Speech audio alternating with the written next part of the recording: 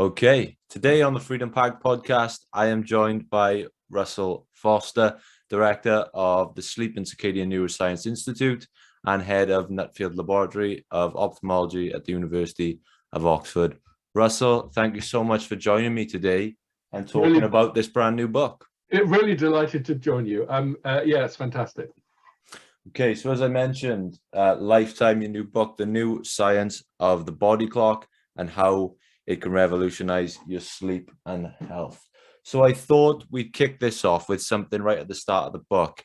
You said that the arrogance of being a human means that we assume we're above biology now and that we can do what we want when we want. And so we all tend to push these activities, these additional activities into the nighttime. And you described it as almost declaring war upon the night. And if you had to give a sort of elevator pitch to the average person who's never really looked into this subject before, never really contemplated the importance of regular sleep, if you gave an elevator pitch to this average person on why it's such a detrimental practice, what would you say to the average person? Well, I think for so long we have marginalized sleep. We've regarded it sort of like an illness that needs a cure. And certainly those of us who remember the 80s, and you won't, we know people used to come in and say, oh yeah, I've done another all-nighter. And, people used to slap them on the back and say, oh, well done, how impressive. And in fact, it's a complete and unmitigated disaster, because what we've done by invading the night, because we can, is abandon without knowing it one of the most important aspects of our biology, which is sleep. And what's really become clear over the past 10 years is what sleep is providing us. So we've known for, I guess, some time that sleep will help us consolidate our memory. So experiences will be laid down whilst we sleep. But it's not just memory. What we're also experiencing is the problem solving. If you want to come up with innovative solutions to complex problems, then a night of sleep can hugely enhance your capability to do that. And it's kind of stuff that our grandparents told us, think on it. But now we have the scientific evidence to show that's such an important aspect of sleep.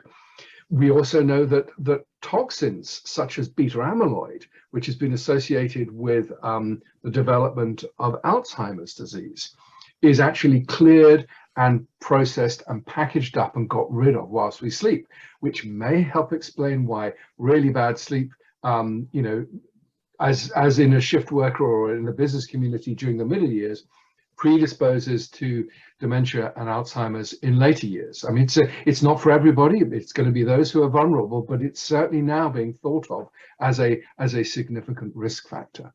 And the fact that, when we don't sleep, our ability to appreciate the company of others, our sense of humor, our empathy, we're much more vulnerable to doing stupid and unreflective things without sleep, and just communicate generally. And that's short term. And longer term, we run into the problems of microsleeps, uncontrollably falling asleep at the wheel. And there was a study just a few years ago for junior doctors showing that 57% had either had a crash or a near miss on the night shift after finishing the night shift on the journey home. And then we go into the sort of the biggies, which is a suppressed immunity, which increases chances of infection, but also things like cancer, coronary heart disease, and obesity and diabetes too. So being tired is not just the inconvenience of not feeling tip-top at a certain time during the day. It actually has a global impact upon our ability to interact and indeed our long-term health and well-being. Something I picked up on there, you mentioned shift work and you gave that example of doctors, and I think I remember reading in Matthew Walker's book years ago, I think you'd be familiar with Matthew Walker, that he mentioned about shift work and doctors, and he would almost want to demand to know how much sleep his surgeon had had the night before, or what their sleeping pattern had been like. And when I mentioned you were coming on the show, and I asked our audience for questions, almost all of them were, how can I build a perfect or better marriage between shift work and a healthy sleep pattern? If that is my job, I can't really do much about that situation right now. What would you advise those people to make the best? I think you make a really important point, and it would be naive to say our 24/7 society can be put back in its bottle, and you know, that genie's out. And so what we've got to do is think of ways of mitigating some of the problems. And so if we just think about it, if we know that there's a greater risk of having a car accident on the drive home, and it is highly significant, then what we should be using, and maybe employers should supply, are these apps, which can be, you know, you can put onto your phone, you clip it onto the dashboard, it can tell whether the car is moving or whether you're showing head nods. So it alerts you that you're falling asleep. Sufficiently bright light in the workplace, which increases levels of alertness. So that's really important. But I think one really important issue is that employers have a duty of care, and knowing that their night shift workers are more vulnerable to these serious illnesses, they should have higher frequency health checks. We all know that if you detect cancer early, then you're going to have a much better chance of curing it. So what we want to do is detect cancer, coronary heart disease, metabolic abnormalities, such as diabetes too, before they become chronic. And it's an important issue here, because the longer you do night shift work, the greater the vulnerability to these problems. And so it might be sensible to have, I don't know, 5 years of night shift work, and then be able to rotate to day shift work. So you can unwind some of the potential problems. And I should say, well, why do people get ill after doing long-term night shift work? And that's, of course, because the body clock does not adapt to the demands of working at night, and we can discuss why shortly. And so what happens is that what we have to do is override this entire biology saying you should be asleep. And the way we do that is to activate the stress axis. And of course, short-term activation of the stress axis is good. It's a bit like, you know, going into first gear in a car. It gives you that acceleration. It can be really useful. But if you leave the engine in first gear, you're going to wreck the engine. And it's a bit like that with our biology. And so I think it's really important to have that understanding of what's going wrong. Okay, so knowing that there's higher rates of obesity, diabetes too, metabolic abnormalities, why not provide the appropriate nutrition for night shift workers? What's available? High fat, high sugar, about as bad as it can get.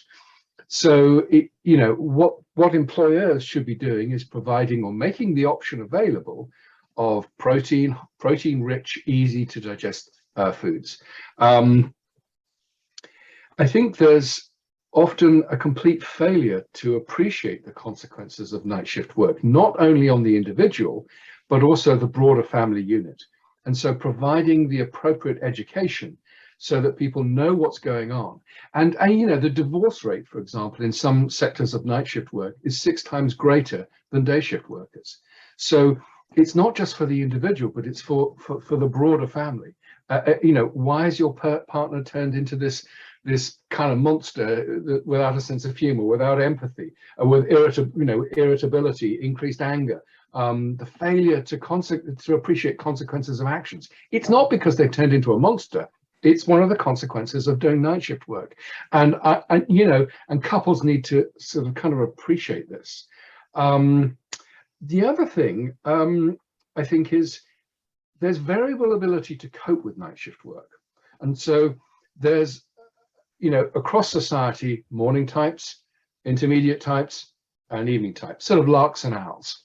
And so it's relatively easy to do. It might be smart to chronotype our night shift workers and make sure that the late types are on the late shift, rather than putting the late types on the morning shift, which would be really bad, or indeed the morning types on the late shift.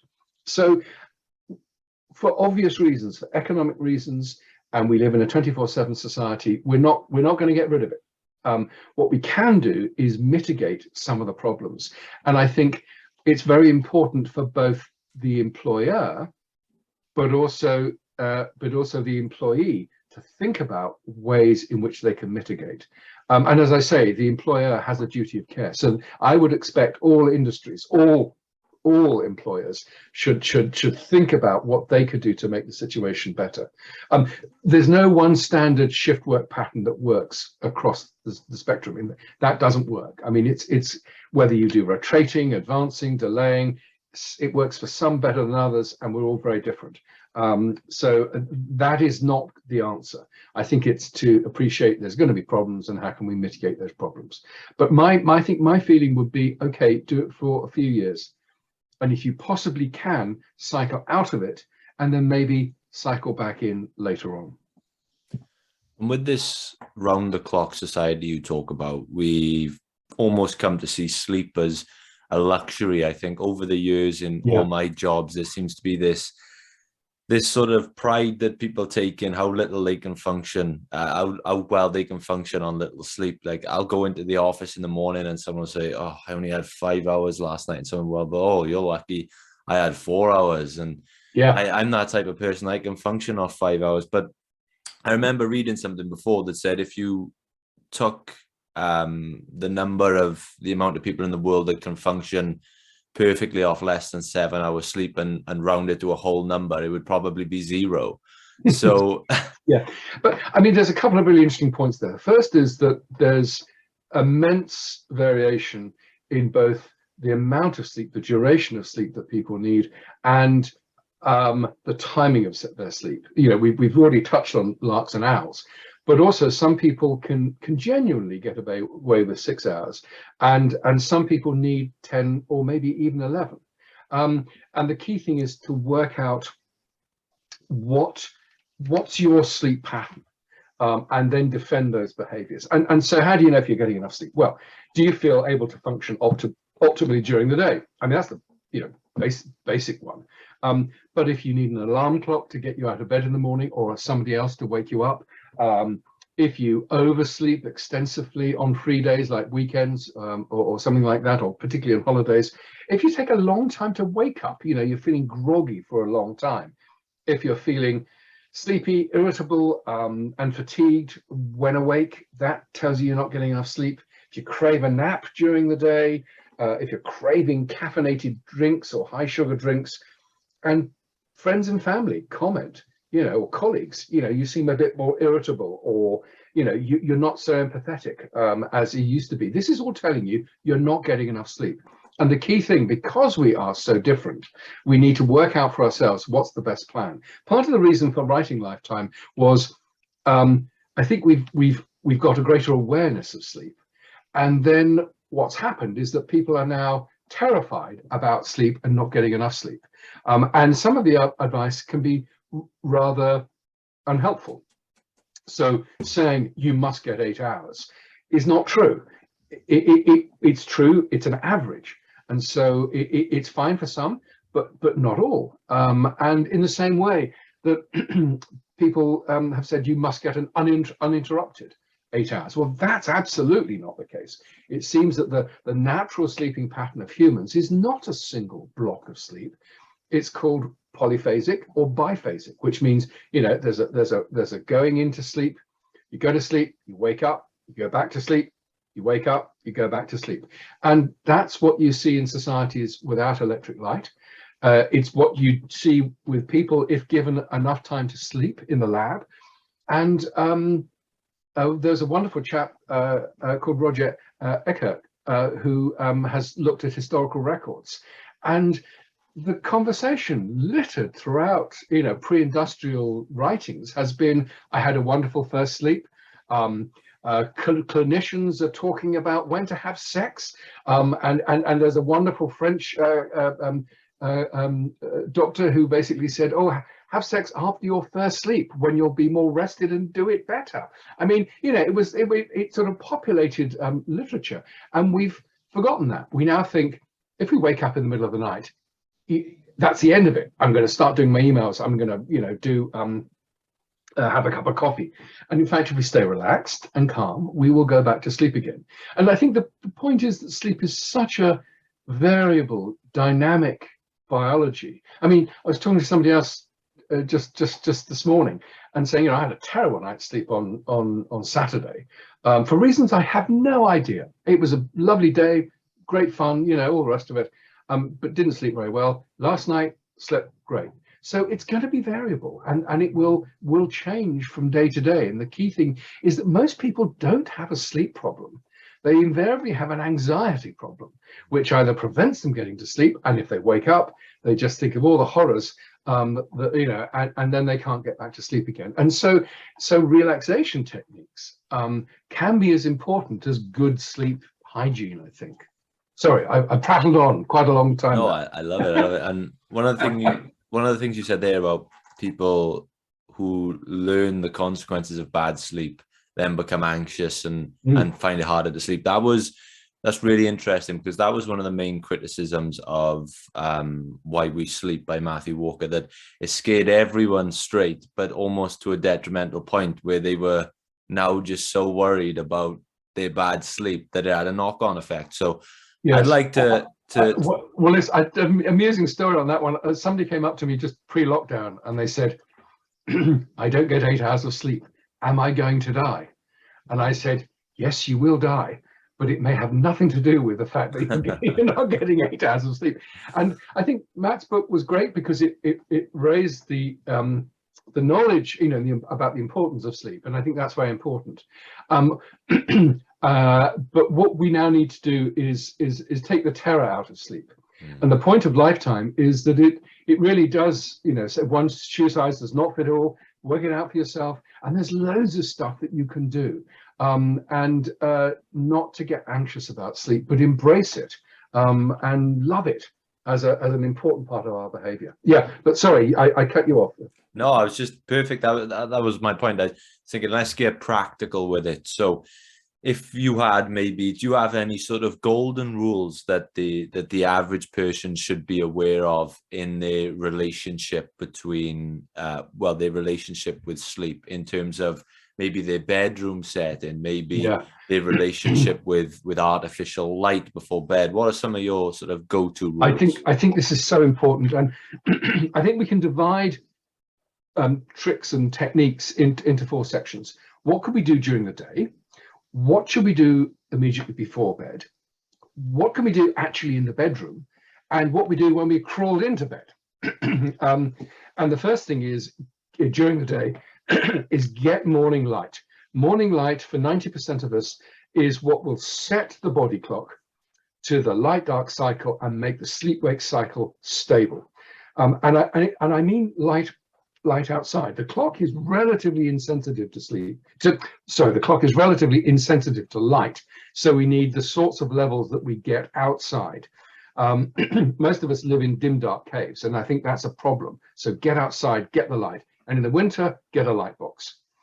Good 30 minutes of several thousand lux. If you nap during the day, make sure it's 20 minutes or less, and make sure it's not close to bedtime, because what that nap will do is push back the sleep pressure, meaning that you'll go to sleep later that night. So for teenagers, for example, it's a real problem, because they struggle to get to sleep at night. They have shortened sleep, and I sense you smiling here. Is there some resonance here? And therefore struggle, you know, feel tired during the day, then have a 2-hour sleep fairly close to bedtime, pushes back the sleep pressure, and then can't get to sleep that night. So it's a vicious circle. Exercise, absolutely brilliant, do it, but try not to do it too close to bedtime, because what that will do is increase core body temperature. And part of falling asleep is a slight drop in core body temperature. And in fact, the clock is regulating the distribution of our blood. So it shoves it from the core to the skin and the hands and feet, which is why people last week were having such difficulty sleeping, because they couldn't have that drop in core body temperature. So great, do the exercise, but not too close to bedtime. Avoid excessive consumption of things like caffeine in the afternoon. For some people, it can be extremely, there's some people who are really sensitive, and it has a long half-life, which means it hangs around in the body for a long time. So try not to have caffeinated drinks, much beyond the middle of the afternoon. Food intake, this is really interesting, and this is some of the stuff that's emerged over the past few years. Human eating patterns have changed dramatically over the past, since the Industrial Revolution, and particularly since the middle of the 20th century. What we used to do for most of us, and I can remember talking to my grandparents. I mean, the big meal of the day was breakfast and lunch, what they called dinner, with more of a lighter snack in the evening. And as the demands of society have, we rush to work, may not have breakfast, we may have a sandwich at our desk, and we finally get home, and then we have a blowout.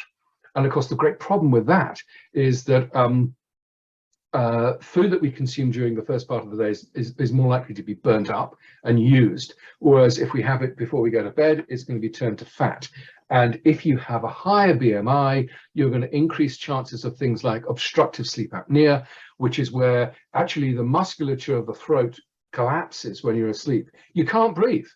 And so, your sleeping partner may detect that, you'll be sort of snoring away, and then there'll be a absolute cessation of breathing. And then they'll wake up with this great gasp of breath. And that's really dangerous. And that needs to be looked at by a GP. And then I suppose towards the end of the day is step back. As we've discussed, the great problem is anxiety, and it's transitioning from a demanding day, and do whatever that relaxes you, whether it's meditation, whether it's mindfulness, whether it's reading an old favorite book or listening to music. Just find some way of stepping back. So there's lots of things we should be doing during the day.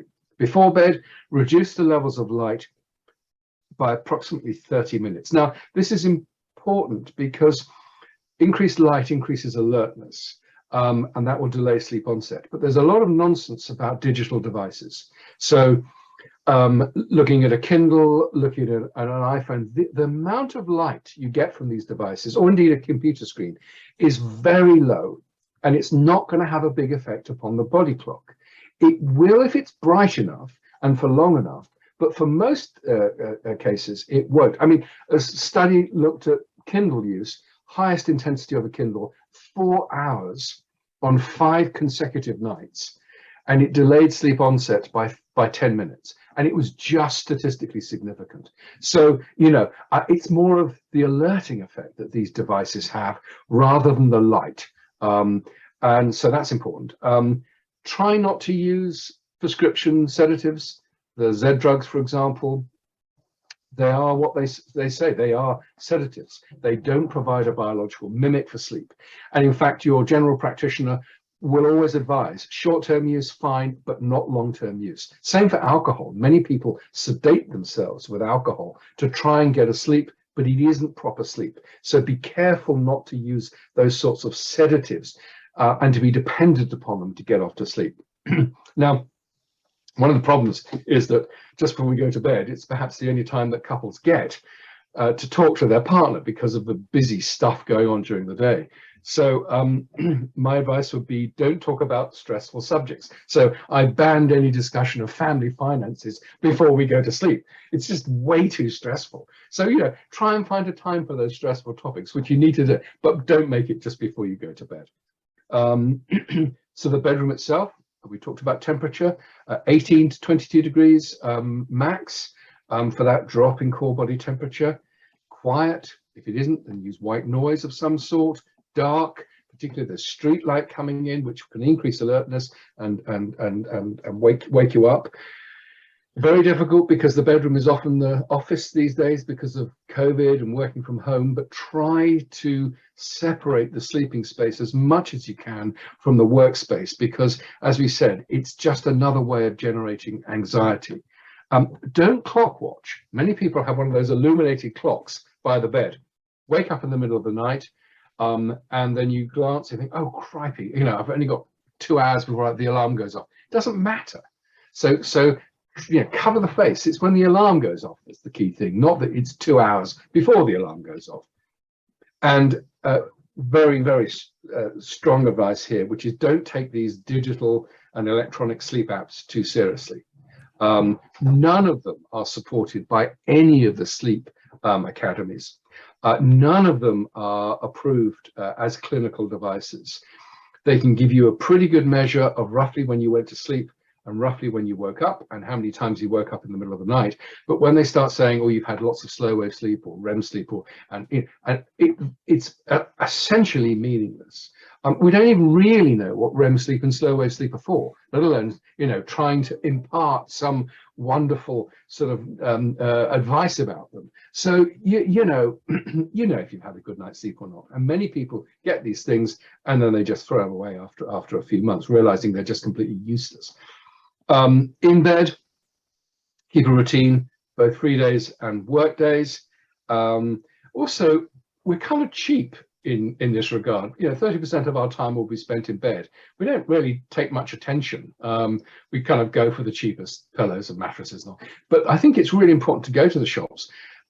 Lie down, sit on them, see if it feels comfortable. Use the right sorts of pillows. I mean, make it a real haven that you think, oh wow, it's a lovely duvet and pillows. Invest in a good bed and pillows. Keep bedside lights low because of alertness. You could consider defining the sleeping space with particular oils, like lavender, for example. The science behind that isn't that strong, but I do know people have used a distinctive smell to say, that means I'm now in my sleeping space. And in fact, some couples take aftershave or perfume if they're traveling, and because it reminds them of home and it defines the sleeping space away from home. Important, earplugs.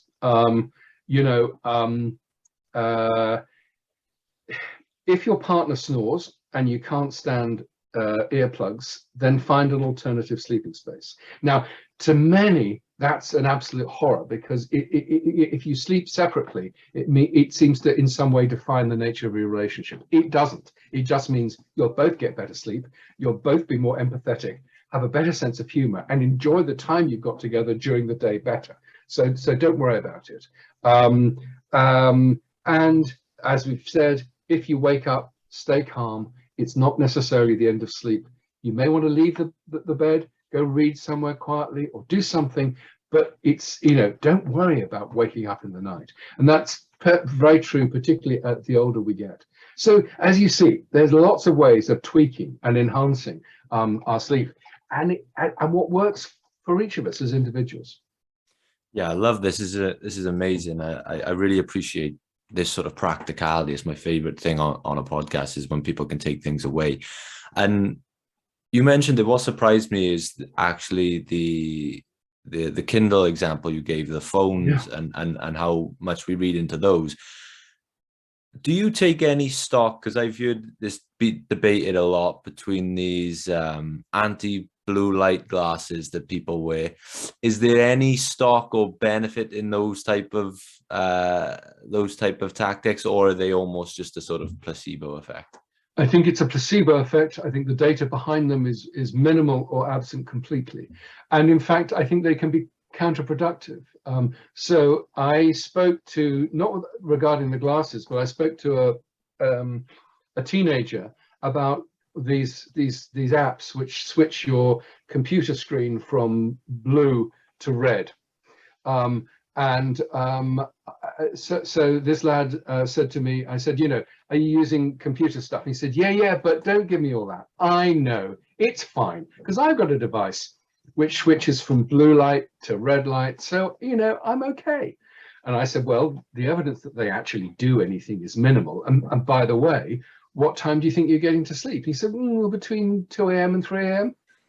So, you can almost delude yourself that you're dodging the bullets, whereas in fact, it's the overall duration of sleep that you need. And so I spent a lot of my career trying to identify the light input pathway to the clock and the circadian systems, and therefore the sleep-wake cycle. And what we discovered is that there's a new photoreceptor, a new light sensor within the eye, different from the visual cells, the rods and cones. And that alternative light pathway, which regulates the clock, needs bright light. So not until the late 80s did we think humans were sensitive to light. It regulated the clock because the levels of light used were really low. And it wasn't until a Japanese researcher used 8 hours of light of 5,000 lux that they got an effect. And today, light box use, uses 10,000 lux for 30 minutes. So we're dealing with the sorts of levels of light you get that you'd see outside. And so, first thing in the morning, it's going to be 2 to 4 to 5, maybe 10,000 lux. And that's the kind of levels that we should be experiencing. It's quite interesting. Why are humans so insensitive to light? Why are, our clocks are about 5 to 50,000 times less sensitive than a mouse, which I think is kind of amazing. And one argument, although we can't know it, the real explanation is that, of course, as a species, we've been looking into the fire for maybe 1 million years. Yeah, if a mouse looked into the fire, it would shift its clock all over the place. So maybe we've become very insensitive to light because looking at firelight would shift the clock independent of the dawn-dusk cycle, which is what we really need to be locked onto. So the amount of light has to be bright.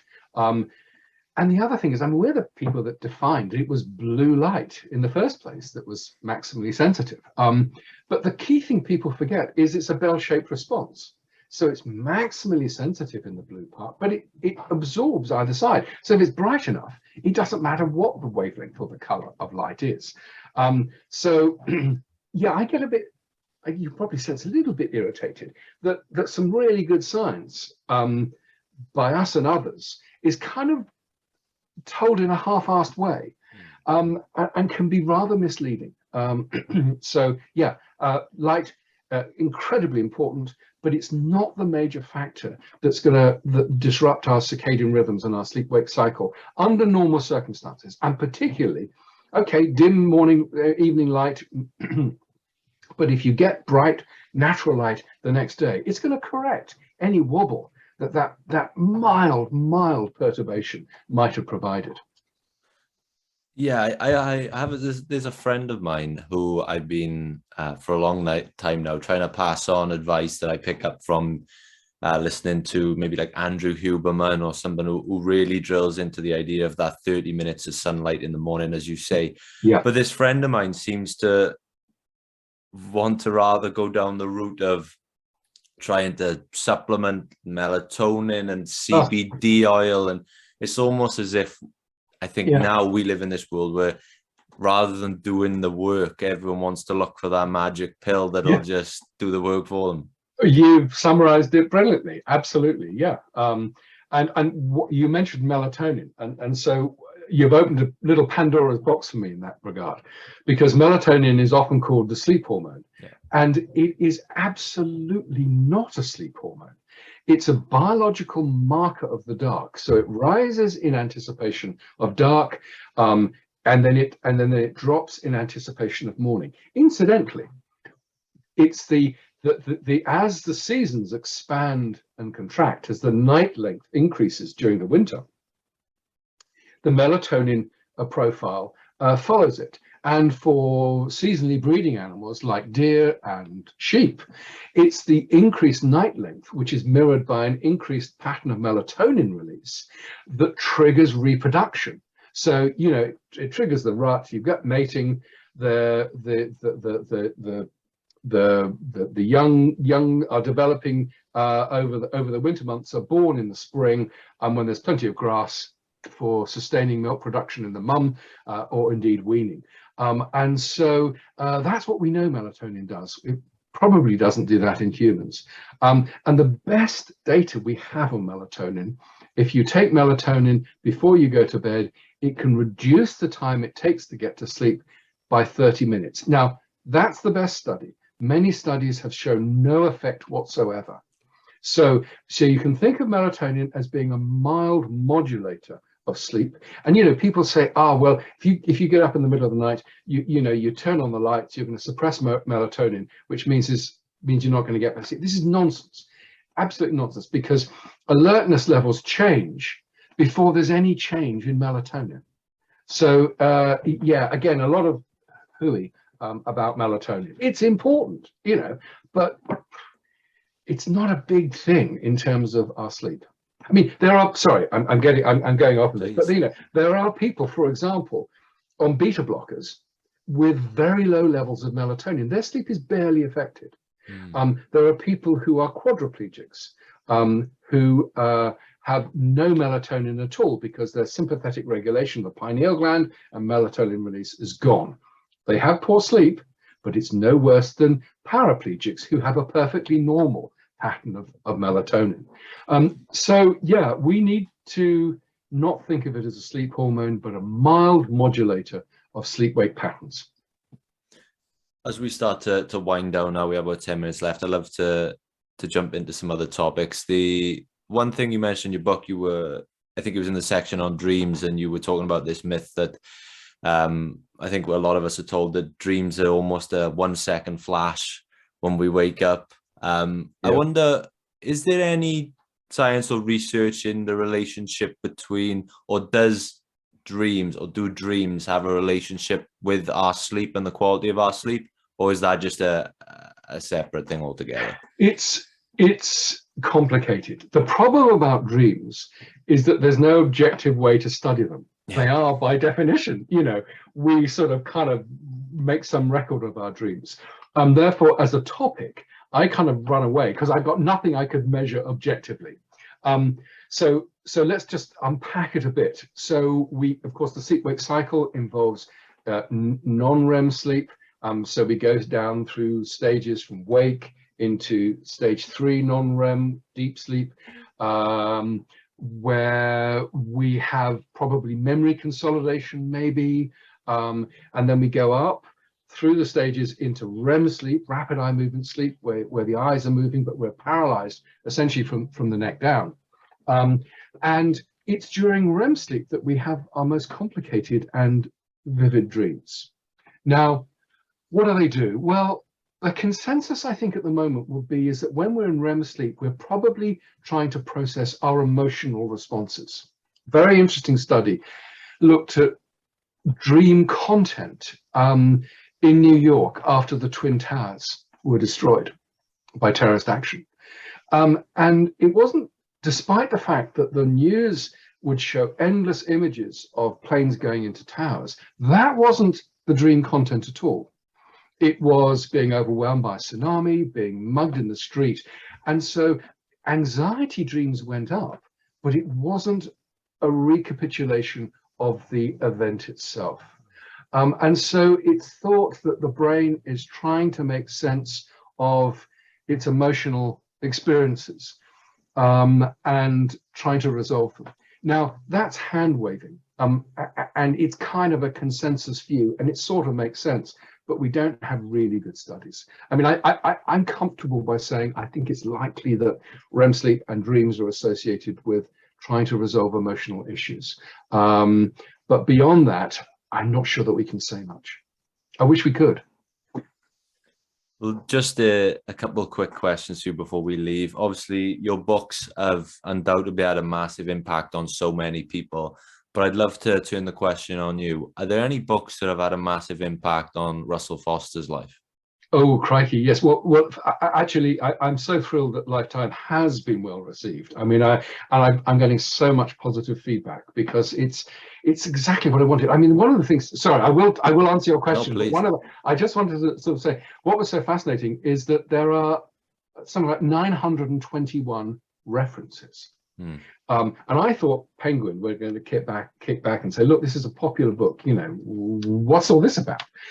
And they didn't. They just didn't at all. And it's been so brilliant because what people can do is, you know, you can read the stuff and hopefully accessible. But if you want to dig deeper in any area, you can go to the references and then find out for yourself a bit more. So I was really thrilled that and I've had so much feedback saying, oh yeah, I've been able to follow up. You know, I now understand why you know, I take my antihypertensives before I go to sleep rather than first thing in the morning, and why vaccination at different times of the day can have a different effect, and why as a night shift worker I need to be fully rested and not stressed before my vaccination or immediately after. You know, that's that kind of stuff. I've loved people digging back into that. However, now to answer your question.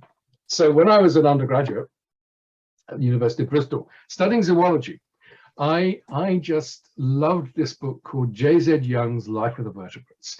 And why it's so fascinating is at so many different levels, because you see how different groups of organisms have evolved to deal with similar sorts of problems. And I just think that's so cool, because again, there's no one thing that is perfect. It's lots of different ways of solving a particular problem. And by understanding the diversity of vertebrate life, it's very much influenced the way that I viewed my science. The discovery of these new photoreceptors in the eye was because I was aware, and in fact did research on, non-eye photoreceptors in frogs and reptiles and birds. We only have light sensors within the eye.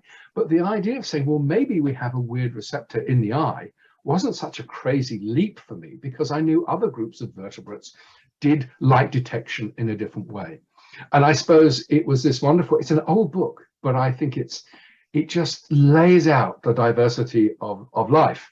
And I think we should always view life across the spectrum, and not just through our own narrow biology, which has evolved under a certain specific set of circumstances. So yeah, that's one of the books. I could go on. I mean, there's lots of other books that have influenced me, but I think that was one of the really early ones. Yeah. Amazing. So the last question before we let these guys know where they can find the book. And this is a question I ask every guest, regardless of the topic. The answer could be anything. It could be related to your work. It could be your family. It could be whatever. But right now, for Russell Foster, what makes life worth living? Well, I think it is for family. I mean, it's just, you know, Lizzie and I, my wife and I, are blessed with 3 extraordinary kids who are just wonderful. I mean, actually, Lizzie at the moment is with my youngest daughter in Australia and New Zealand, visiting our eldest daughter who's doing her clinical training in New Zealand. So they're out there at the moment. But Will, my son, came for the weekend, and we did stuff, and it was, you know, with a barbecue. And I think that was really, really wonderful. I mean, but I think most people would say family. If beyond the family, what gets me out of bed in the morning? Well, it's the opportunity to work with brilliant colleagues, invariably much younger than I am, in understanding the science, getting the science behind biological clocks and sleep, and getting genuine understanding of these extraordinary processes. So there's lots of things at my age of life, you know, you could do, you know, admin or all the rest, all very laudable, exciting things. But actually what gets me out of is the new knowledge and working with just brilliant young minds. Fantastic. And the future generation of scientists. Yeah. Well, Lifetime, we've talked a lot about it today. Please let the guys listening or watching where they can find a copy of the book and connect with yourself.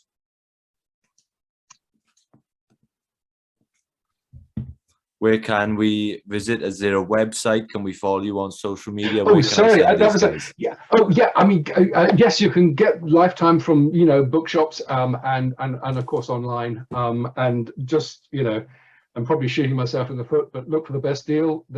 It's for sale under quite a range of different costs. Yes, we have. I'm the founding director of the Sleep and Circadian Neuroscience Institute. We have a website, so, you know, just do a sort of a search for Sleep and Circadian Neuroscience at Oxford, where there's a bunch of stuff going on there.